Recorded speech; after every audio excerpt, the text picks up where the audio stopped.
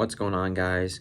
Nate the Boss here, back with another Packer reactions video, and today I'm going to be giving my reactions to the Packers winning on the road against the Seattle Seahawks. The Packers pull out of this one 30-13, and I will start by saying that I had this one circled on the calendar. When the schedule came out, I'm like, I'm circling this one. I knew it was going to be a big game. I feel like that was just kind of a very random game to have on a Sunday night. I mean, the Seahawks have been kind of mid the last couple of years, but needless to say, it was a very well-rounded game. Well, for the most part, I feel like we played a complete game outside of some terrible things that should not have happened and almost gave me a goddamn heart attack. Let's start off with the first half. I will say that the first half was very polished, very complete. I will admit I should have been maybe 24-3 at halftime.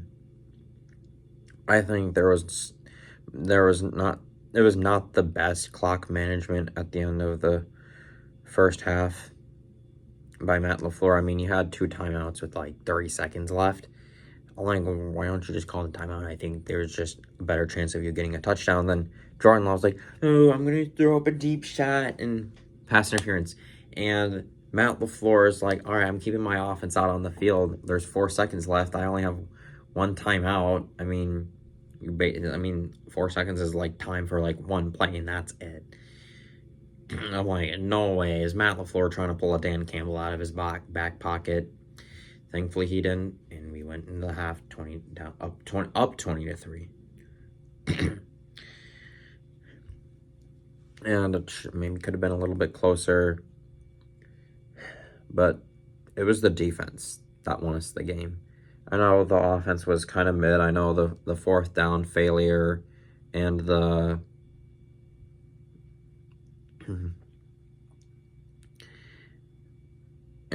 Josh Jacobs fumble kind of got me a little worried, and just kind of like running it up the middle in the second half just didn't work. I think the Seahawks kind of doubled down on our run game. I know we just dominated on the ground in the first half, but it just didn't cut it in the second half. I mean, we had a few decent runs, but it wasn't like we were just pounding the rock like crazy. And we only had 3 points up until, I think I was kind of scared at one point, but we'll talk about the defense in a second. The defense, outside of that one drive where Seattle got a short field and got Zach Charbonnet ran it in for a 20-some yard touchdown. I don't know how long it was, but they ran a little toss play, and the run defense got absolutely gashed. I mean, the run defense didn't get absolutely gashed today. I mean, the Seahawks didn't run the ball that much. They only ran the ball 16 times. And they passed the ball 33 times. And I think the Seahawks definitely took a punch to the mouth when Geno Smith got hurt. I think that definitely poked a hole in the Seahawks tires, and that just made the situation go from bad to worse. And Sam Howell didn't really play the greatest, and Packers definitely, like, just with or without Geno Smith, they played phenomenal. I mean, they got 7 sacks, 2 interceptions, and they only held them to 13 points. I know the Seahawks had been playing pretty well going into the game. You know, it's been a roller coaster for them. They start off 3-0, then they lost 5 of their next 6. They're 4-5 going into San Fran, and then they beat San Fran, the defending NFC champions, who had a little bit of the Super Bowl hangover and several injuries this year. And they beat them, and they beat the Cardinals twice, and then the Jets on the road. It's like the Seahawks were in good shape going in this game. We lost to Detroit because of the refs the previous game, but other than that, we had won 3 since the bye week. So it was kind of a big game for both of us, and Seattle had won an NFC West title since 2020. Packers were trying to improve on our our winning our record from last year. We were 9-8 last year, and it would excuse me, things would playoff picture would have changed if the outcome had gone differently. But I think the Packers were just the more battle tested team, and the Seahawks. I know the NFC West has kind of been a mid division. Just think like 3 years ago, the NFC West was probably the best division, the most competitive division in football, and look what happened. The Seahawks had their first losing record in 10 years. So it kind of stems back a long way, and just going into this hostile environment, and I think it's something that the Packers are going to have to do moving forward, because they're probably not going to win the NFC North unless the Vikings and the Lions have some pitiful collapse at the end of the season. And I mean, hey, the Lions lost today, so we can still technically win the division. The Vikings, on the other hand, I'm rooting for the Bears tomorrow, even though they are completely embarrassing. They've lost 7 in a row. There were a few games they should have won.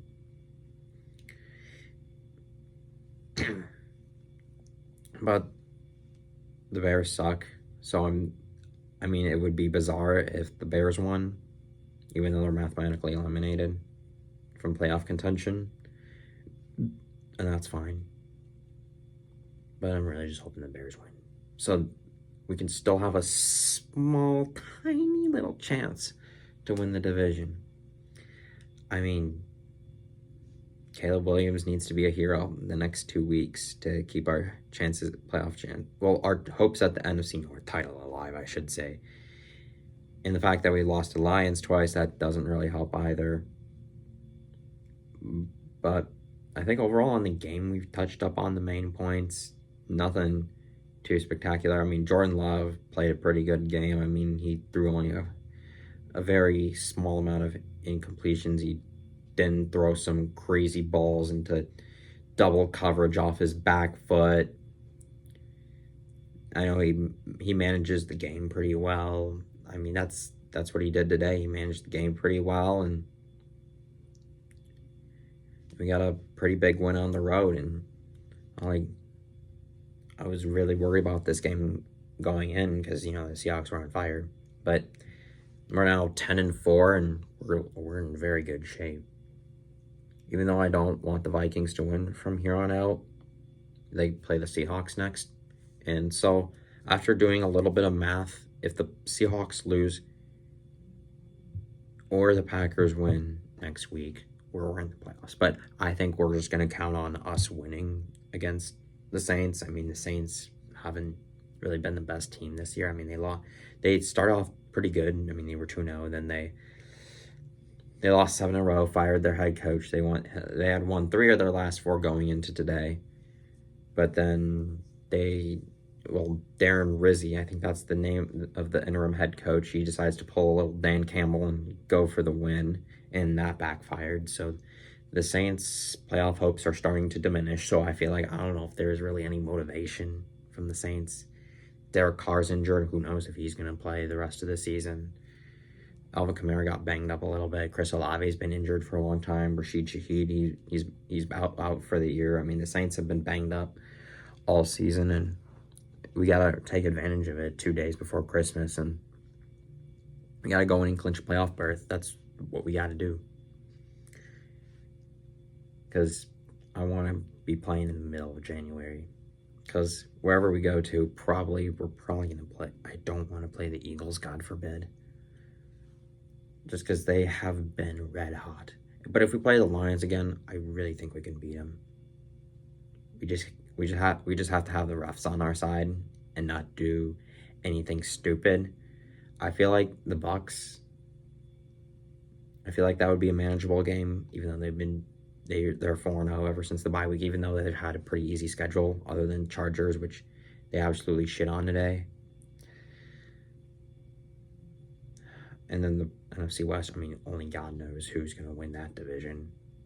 Rams are currently in the lead with a win on Thursday night versus the 49ers.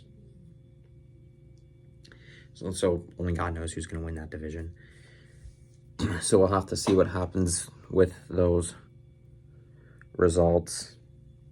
But otherwise, I think we played a very well-rounded game. I thought we were going to choke. I was worried that it was going to be like the 2014 NFC Championship game where we're just going to start shooting ourselves in the foot and then boom, pitiful collapse to Sam Howell, for crying out loud. And Sam Howell did not look good. And it's just overall, like, understandable. Like, you haven't played all season. You barely get any reps in practice, and you're not in the best of shape to play necessarily, in case if the guy ahead of you gets injured, God forbid. And Sam Howell just didn't respond.